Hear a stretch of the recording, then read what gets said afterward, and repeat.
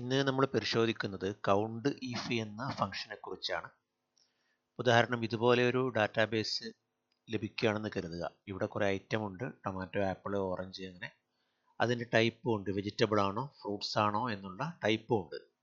ഇത് പല സാഹചര്യങ്ങളും ഇങ്ങനെ നമുക്ക് വന്നേക്കാം. ഉദാഹരണം ഇപ്പം എംപ്ലോയീസിൻ്റെ റെക്കോർഡ്സ് ഒക്കെ ചെയ്യുന്ന സമയത്ത് ഒരു പ്രത്യേക ഡിപ്പാർട്ട്മെൻറ്റിലുള്ള ആൾക്കാരെ കാണണമെന്നുണ്ടെങ്കിൽ, അല്ലെങ്കിൽ പ്രത്യേക ബ്രാൻഡിൻ്റെ ഐറ്റംസ് കാണണമെന്നുണ്ടെങ്കിലൊക്കെ ഈ പറയുന്ന ഫംഗ്ഷൻ നമുക്ക് ഉപയോഗിക്കാൻ പറ്റും. ഇപ്പോൾ ഇവിടെ നമുക്ക് എത്ര ടൈപ്പ് ഫ്രൂട്ട്സ് ഇവിടെയുണ്ട്, എത്ര ടൈപ്പ് വെജിറ്റബിൾ ഉണ്ട് എന്ന് കാണണമെന്നുണ്ടെങ്കിൽ നമ്മൾ ഉപയോഗിക്കേണ്ട ഫംഗ്ഷനാണ് കൗണ്ട് ഇഫ്. നമ്മൾ ആദ്യമായിട്ട് ഇസിക്കൽ ടു ടൈപ്പ് ചെയ്യുക, കൗണ്ട് ഇഫ് സെലക്ട് ചെയ്യുക,